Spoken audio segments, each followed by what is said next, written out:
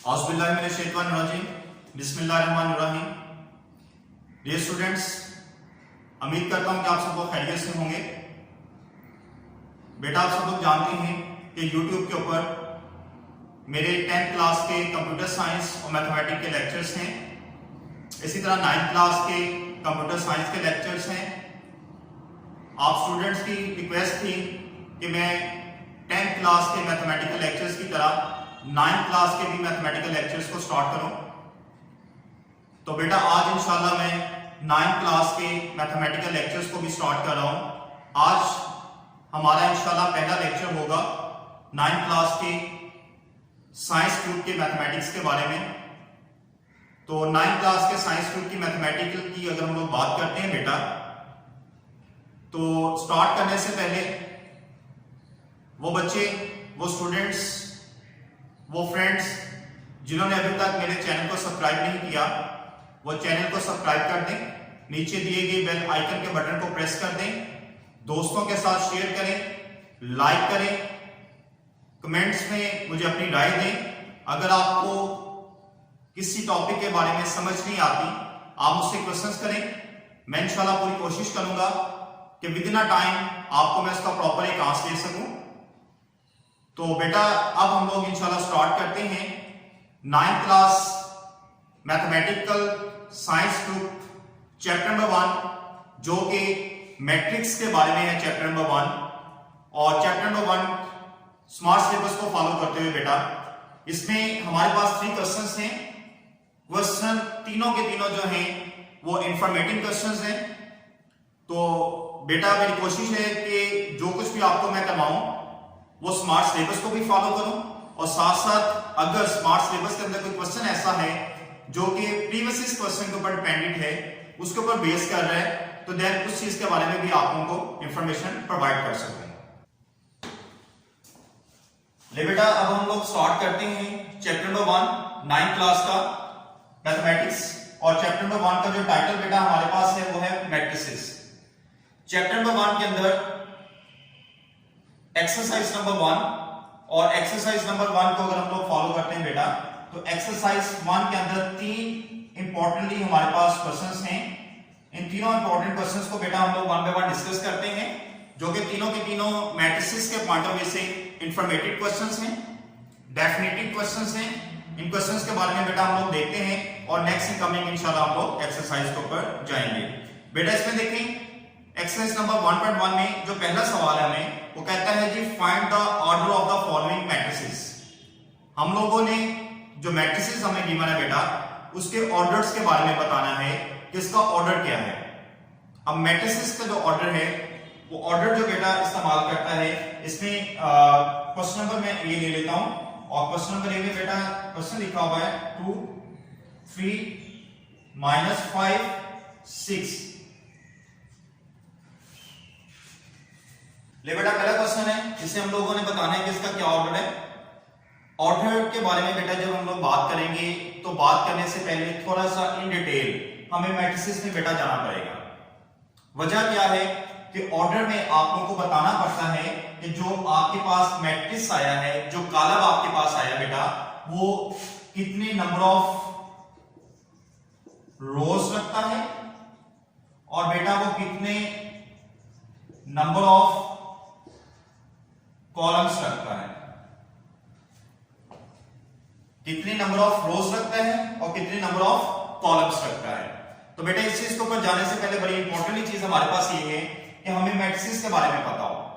एक चीज हम पे क्लियर हो जानी चाहिए कि मैट्रिसेस मैथमेटिक्स के अंदर एक ऐसी टर्म है जो कि फिजिकली तौर पर एक टेबल प्रॉपर्टीज रखती है। टेबल प्रॉपर्टीज क्या होती है बेटा, आपको एक टेबल बनाने के लिए जा रहे हैं, उस टेबल पे अगर आप लोग गौर करें तो आपने उसमें रोज बनानी होती है और आपने उसके अंदर कॉलम्स बनाने होते हैं। मैट्रिसेस भी कुछ ऐसे ही है, number of rose and number of columns. आपके पास एक्स एक्सिस के अंदर कितनी रोज हैं और आपके पास वाई एक्सिस के अंदर कितने कॉलम्स हैं। X axis and y axis, horizontally आपके पास कितनी रोज हैं और वर्टिकली तौर पे बेटा आपके पास कितने कॉलम्स हैं। ये चीज जब हमें पता होगी तो देन इजीली तौर पर हम लोग किसी भी चीज का ऑर्डर कैलकुलेट कर पाएंगे। और ऑर्डर के बारे में अगर कहा जाए तो ऑर्डर बेटा यही चीज है, ऑर्डर कहता है कि आप लिखें number of rose multiply by number of columns, number of rose multiply by number of columns. अब इसी क्वेश्चन को ले लेते हैं बेटा, इसमें नंबर ऑफ रोज कितनी है और नंबर ऑफ कॉलम्स कितनी है। ये हमारे पास पहली रो है और ये हमारे पास दूसरी रो है। बेटा मैंने कहा है नंबर ऑफ रोज, रो को मैं कोई किस किस्म की कैलकुलेशन परफॉर्म नहीं कर रहा, नंबर ऑफ रोज तादाद कितनी है, एक और एक दो बेटा आपके पास रोज हैं। और देन नंबर ऑफ कॉलम्स, एक बेटा आपके पास ये कॉलम है और दूसरा आपके पास ये कॉलम है। कॉलम की तादाद भी आपके पास कितनी है, 2 है। तो 2 मल्टीप्लाई बाय 2, इस क्वेश्चन का जो बेटा हमारे पास ऑर्डर आएगा वो ऑर्डर क्या कहलाएगा, 2 मल्टीप्लाई बाय 2। अब आपने इसको मल्टीप्लाई नहीं करना, ऐसा नहीं है कि आप 2 मल्टीप्लाई बाय 2 और इसका आंसर 4 दे दें, ये आपने नहीं करना। जस्ट बेटा आपने लिखना है 2 मल्टीप्लाई बाय 2, क्योंकि ये जो वैल्यूज बेटा ली जा रही हैं ये तादाद को शो कर रही हैं। ये कॉलम के अंदर दी गई वैल्यू नहीं है, उनके एलिमेंट्स नहीं है, ये उसकी तादाद है कि 2 रोज हैं और 2 आपके पास कॉलम्स हैं। और इसको मल्टीप्लाई की शेप में आपने लिखना है, लेकिन मल्टीप्लाई का अमल आपने इसके ऊपर नहीं करना। तो बेटा हमारे पास ऑर्डर क्या आएगा, 2 मल्टीप्लाई बाय 2। इसी तरह फॉर एग्जांपल आपके पास कोई क्वेश्चन आ जाता है बेटा और क्वेश्चन है 1 3, आप क्या बताएंगे, एक रो ये दूसरी रो, 2 रोज है बेटा और एक कॉलम, यानी कि 2 मल्टीप्लाई बाय 1। इसी तरह आपके पास बेटा एक क्वेश्चन आ जाता है 1 यहां पे लिखा हुआ है, 3 यहां पे लिखा हुआ है। अब आप इसका क्या बताएंगे, एक रो है, एक और एक 2 कॉलम्स हैं, यानी कि 1 मल्टीप्लाई बाय 2 आपके पास आ जाएगा। तो सिंपल बेटा आप लोगों ने नंबर ऑफ रोज लिखनी है और नंबर ऑफ कॉलम्स लिखना है। ये था जी हमारे पास एक्सरसाइज नंबर 1 का क्वेश्चन नंबर 1 बेटा, ठीक है जी। उम्मीद करता हूं कि आप लोगों को अच्छी तरह इस चीज की समझ आई होगी। इसी तरह बेटा हम लोग क्वेश्चन नंबर 2 करते हैं। क्वेश्चन नंबर 2 बेटा देखिए बुक से, क्वेश्चन नंबर 2 में कहता है which of the following matrices are equal. आपने बताना है कि कौन सा मैट्रिक्स किस मैट्रिक्स के साथ इक्वल है। ले बेटा इसी तरह हम लोग एक्सरसाइज नंबर 1 का क्वेश्चन नंबर 2 करते हैं। क्वेश्चन नंबर 2 में बेटा वो कहता है which of the following matrices are equal. इनमें से कौन कौन से मैट्रिसेस जो हैं आपस में बराबर हैं। अब मैट्रिसेस को आपस में बराबर देखने के लिए आपको क्या कुछ बेटा देखना पड़ेगा, उसके बारे में हम लोग बात करते हैं। देखिए जी हमारे पास A गिवन है और इसका मैट्रिक्स कुछ ऐसा है, हमारे पास B गिवन है बेटा और इसका मैट्रिक्स कुछ ऐसा है, हमारे पास C गिवन है बेटा, इसका मैट्रिक्स कुछ ऐसा है,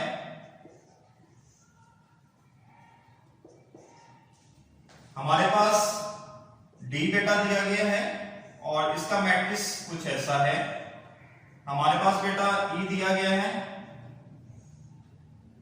इसका मैट्रिक्स कुछ ऐसा है,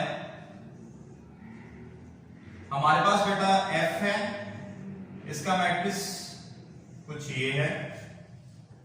इसी तरह बेटा हमारे पास G है, इसका मैट्रिक्स बेटा ये है जो कि किताब के अंदर दिया गया है। हमारे पास बेटा H है, इसका मैट्रिक्स ये है बेटा। हमारे पास बेटा I है, इसका मैट्रिक्स ये है। और इसी तरह बेटा हमारे पास J है और इसका मैट्रिक्स ये है बेटा।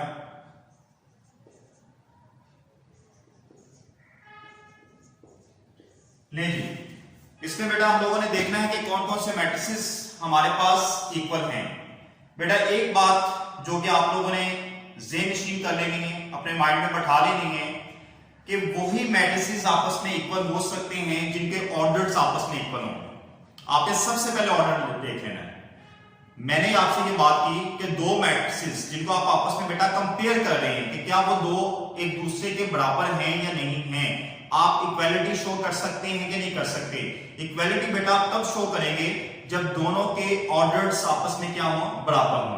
पहला स्टेप ऑर्डर्स बराबर करना है और दूसरा स्टेप उनके अंदर जो नंबर ऑफ एलिमेंट्स हैं, जो वैल्यूज दी जा रही हैं बेटा, वो भी आपस में इक्विवेलेंट हो। तो मैंने बेटा आपको सिंपलेस्ट बताया, आपने इक्विवेलेंट मैट्रिसेस, आपने इक्विवेलेंट कॉलम्स कब लेने हैं, जब दोनों के ऑर्डर्स बराबर हो और दोनों की वैल्यूज बराबर हो। ले जी आए देखते हैं। ए हमारे पास एक ऐसा कॉलम है बेटा जिसमें सिर्फ एक एलिमेंट है। एक एलिमेंट का मतलब इसका जो ऑर्डर है आपके पास वो 1 मल्टीप्लाई बाय 1 है।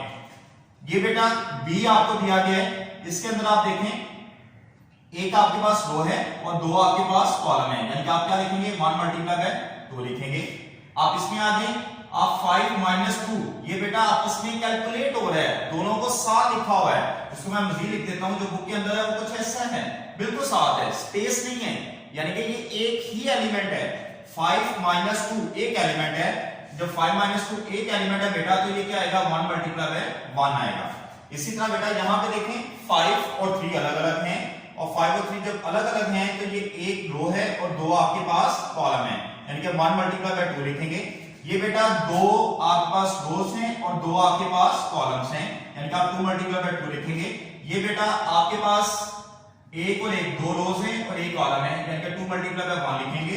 ये बेटा आपके पास एक और एक दो रोज हैं और एक कॉलम है, ये आप लिखेंगे 2 मल्टीप्लाई बाय 1। ये बेटा आपके पास दो रोज हैं और दो ही कॉलम है, यानी कि आप इसके बारे में लिखेंगे 2 मल्टीप्लाई बाय 2। ये बेटा आपके पास एक रो है और दो कॉलम है, आप लिखेंगे 1 मल्टीप्लाई बाय 2। ये बेटा आपके पास दो रोज हैं और दो ही कॉलम है, तो आप इसका बेटा लिखेंगे 2 मल्टीप्लाई बाय 2। अब एक तो बात ये क्लियर होगी, आपने सेम ऑर्डर को सेम ऑर्डर के साथ कंपेयर करना है। अब 1 मल्टीप्लाई बाय 1 को कंपेयर करें 1 मल्टीप्लाई बाय 1 के साथ, इसको इसके साथ देखें सिर्फ, बाकी देखने की जरूरत नहीं है। और देख लें कहां पे 1 मल्टीप्लाई बाय 1 है, इसमें नहीं है, इसमें नहीं है, इसमें नहीं है, यहां भी नहीं है, यहां भी नहीं है, यहां भी नहीं है, यहां भी नहीं है, बस ये दो ऑर्डर सेम हो। अब आप इनकी कीमतें देखें, इसकी कीमत 3 है बेटा और इसकी कीमत क्या है 5 - 3। अब 5 - 3 को कैलकुलेट कर लें, आपके पास आंसर क्या आएगा 3। तो इसकी भी वैल्यू बेटा 3 है, इसकी भी वैल्यू 3 है, यानी कि हम लोग लिखेंगे a is equals to c, ये a c के बराबर हो गया। ठीक हो गया बेटा। अब उसके बाद b पे आ जाए, b की कीमत 1 मल्टीप्लाई बाय 2 ऑर्डर आई है। 1 मल्टीप्लाई बाय 2 ऑर्डर देखें बेटा कहां पे, एक इसका ऑर्डर है 1 मल्टीप्लाई बाय 2, और बेटा एक इसका ऑर्डर है 1 मल्टीप्लाई बाय 2, और बेटा बस ये तीन चीजें b d और i। अब चेक कर लें, b की कीमत क्या है 3 5, इसकी कीमत क्या है 5 3, यानी कि दोनों आपस में मैच नहीं करते, ये बराबर नहीं है। अब i पे देख लें 3 और 3 + 2 कितना होता है 5, यानी कि 3 5, बेटा ये भी 3 5 है, यानी कि ये जो कीमत है b और ये इक्विवेलेंट है किसके i के, तो हम लोग बेटा लिखेंगे b is equals to i। It's a clear. Then बेटा उसके बाद देखें 1 मल्टीप्लाई बाय 2, 1 मल्टीप्लाई बाय 2 और कहां आपको मिल रहा है, नहीं बेटा छोड़ दें इसको, e पे बेटा आ जाए 2 मल्टीप्लाई बाय 2। अब 2 मल्टीप्लाई बाय 2 और कहां पे आपके पास है 2 मल्टीप्लाई बाय 2, 2 मल्टीप्लाई बाय 2, यहां पे वैल्यू देखें 4062, 4062 बराबर है बेटा e बराबर है किसके h के। इसी तरह यहां पे देखो 2 2 क्या होगा 4, 2 - 0 बेटा क्या होगा 2, 2 + 4 6, 2 + 0 2, तो बेटा इसका जवाब आएगा 4260, 4260 बेटा ये बराबर नहीं है, तो सो e किसके बराबर है बेटा h के। हम लोग यहां पे लिखेंगे e बराबर है h के। इसी तरह बेटा बाकी देखते हैं आपके पास क्या बचता है। आई थिंक हम लोगों ने सबको एक दूसरे के साथ कंपेयर कर लिया, तो ये बेटा हमारे पास इक्विवेलेंट वैल्यूज आ गई। तो मैं रिपीट कर देता हूं अपनी बात, तमाम की तमाम कॉलम्स को बेटा हम लोगों ने ले लिया। उन कॉलम्स के पहले बेटा हम लोगों ने ऑर्डर्स अरेंज कर लिए, इनके ऑर्डर्स क्या हैं, जैसे ऑर्डर्स निकाले सेम ऑर्डर्स को सेम ऑर्डर के साथ बेटा हम लोगों ने कंपेयर कर दिया। अगर उनकी कीमतें भी आपस में मैच कर गई तो वो इक्विवेलेंट हैं, और अगर कीमतें मैच नहीं की तो वो इक्विवेलेंट नहीं है। ये था जी बेटा हमारे पास एक्सरसाइज नंबर 1 का क्वेश्चन नंबर 2। अब बेटा हम लोग देखते हैं एक्सरसाइज नंबर 1 का क्वेश्चन नंबर 3। ले बेटा एक्सरसाइज नंबर 1 का क्वेश्चन नंबर 3 है हमारे पास, कहता है find the value of a b c and d which satisfy the matrix equation। आपने a b c की वैल्यू d की वैल्यू आप लोगों ने कैलकुलेट करनी है। दो हमारे पास कॉलम, दो मैट्रिसेस हमें गिवन है, दोनों एक दूसरे के इक्विवेलेंट हैं। इनमें से बेटा हम लोगों ने ए, बी, सी और डी की कीमत कैलकुलेट करनी है। तो आए हम लोग कीमत कैलकुलेट करनी सीखते हैं। क्वेश्चन नंबर 3 है बेटा हमारे पास। पहला बेटा हमारे पास कॉलम है a प्लस सी, a plus 2b, c minus 1, 4d minus 6 is equal to बेटा 0, -7, 3 एंड 2d। ले बेटा इसमें से हम लोग a, b, c और d की वैल्यू कैलकुलेट कर लेते हैं। एक चीज बेटा आप याद रखिएगा, अभी रिसेंटली आपने क्वेश्चन नंबर 2 किया जिसमें आपने देखा कि वैल्यू इक्विवेलेंट कब होती हैं कि जब उनके ऑर्डर्स और उनकी वैल्यूज आपस में बराबर हों, यानी कि सेम पोजीशन वैल्यूज आपस में बराबर हों। जैसे ये पहली बेटा मेरे पास कीमत है, इससे मैं कहूंगा फर्स्ट रो है, फर्स्ट कॉलम है। ये पहली रो है, पहला कॉलम है। ये वैल्यू बेटा मेरे पास पहली रो है, दूसरा कॉलम है। ये वैल्यू बेटा मेरे पास दूसरी रो है, पहला कॉलम है। ये वैल्यू बेटा मेरे पास दूसरी रो है, दूसरा कॉलम है। तो सेम पोजीशन के ऊपर जो कीमतें आपके पास आ रही है बेटा वो आपस में एक दूसरे के क्या है, इक्विवेलेंट है। यानी कि a प्लस सी बराबर है किसके, पहली रो पहले कॉलम की कीमत के साथ। a प्लस 2 भी बराबर है पहली रो दूसरी कॉलम की पहली कीमत के साथ। c माइनस 1 बेटा बराबर है दूसरी साइड पे जाके दूसरी रो पहले कॉलम की कीमत के साथ। 4d माइनस 6 बेटा बराबर है दूसरी साइड पे जाके दूसरी रो दूसरे कॉलम के साथ। तो बेटा हम लोग इनमें से लिख लेते हैं। हमारे पास इक्वेशन बन जाएगी a प्लस सी बराबर है बेटा 0 के, कॉमा दूसरी सिचुएशन बेटा हमारे पास बन जाएगी a प्लस 2b बराबर है -7 के, कॉमा तीसरी बेटा हमारे पास इक्वेशन बन जाएगी c माइनस 1 बराबर है 3 के, कॉमा चौथी बेटा हमारे पास इक्वेशन बन जाएगी 4d माइनस 6 बराबर है 2d के। It's clear. ये बेटा हमारे पास 4 इक्वेशंस आ गई। अब इन इक्वेशंस में से बेटा हम लोग वन बाय वन वैल्यूज को कैलकुलेट कर लेते हैं। सबसे इंपॉर्टेंट चीज आप देखें कि किसकी वैल्यू जो है वो आप इजीली कैलकुलेट कर सकते हैं। एक चीज याद रखिएगा, मैथमेटिकल पॉइंट ऑफ व्यू से बेटा अगर आपके पास कोई एक स्टेटमेंट आती है और उस स्टेटमेंट में आपसे ये कहा जाता है कि आपने किसी एक वेरिएबल की कीमत निकालनी है, तो जिसकी कीमत निकालनी है उसके अलावा जितने भी वेरिएबल उस स्टेटमेंट के अंदर बेटा इस्तेमाल हुए वो तमाम की वैल्यूज तो आपको पता होगा तो आप उसकी एग्जैक्ट कीमत निकाल पाएंगे, अदरवाइज आपके पास एग्जैक्ट कीमत नहीं आएगी। तो हम लोग देखते हैं जी c प्लस a प्लस सी है बेटा, इसमें a की कीमत और c दोनों की कीमत चाहिए, हमारे पास अभी नहीं है, हम नहीं एंटर कर सकते। a प्लस 2b, इसमें भी दो वेरिएबल आ गए a और b आ गया, कीमत नहीं है, नहीं एंटर कर सकते। c minus 1 is equal to c is equal to 3, c minus 1 ये बेटा यहाँ पे एक वेरिएबल इस्तेमाल हुआ है, आप यहाँ पे कीमत निकाल सकते हैं। 4d minus 6 is equal to 2d, यहाँ पे बेटा देखें सेम वेरिएबल है तो दो दफा 2 टाइम्स इस्तेमाल हुआ है लेकिन सेम वेरिएबल है, आप यहाँ पे भी कीमत निकाल सकते हैं। इन दो के अंदर दो दफा दो वेरिएबल अलग अलग इस्तेमाल हुए, यहाँ पे एक ही वेरिएबल है और यहाँ पे भी एक ही वेरिएबल है लेकिन दो दफा इस्तेमाल हुआ है, तो इन दोनों इक्वेशंस के अंदर आप कीमतों को इजीली कैलकुलेट कर सकते हैं। तो सबसे पहले बेटा हम इन दोनों इक्वेशन में से कीमतें कैलकुलेट करते हैं। c की कीमत कैलकुलेट करें, -1 है बेटा, उस साइड पे जाके क्या हो जाएगा +1, c is equal to 4, c की कीमत आपके पास आ गई। d की कीमत कैलकुलेट करें बेटा, 4d है, ये प्लस d है, इस साइड पे आके -2d हो जाएगा इज इक्वल टू -6 है, उस साइड पे जाके बेटा +6 आपके पास आ जाएगा।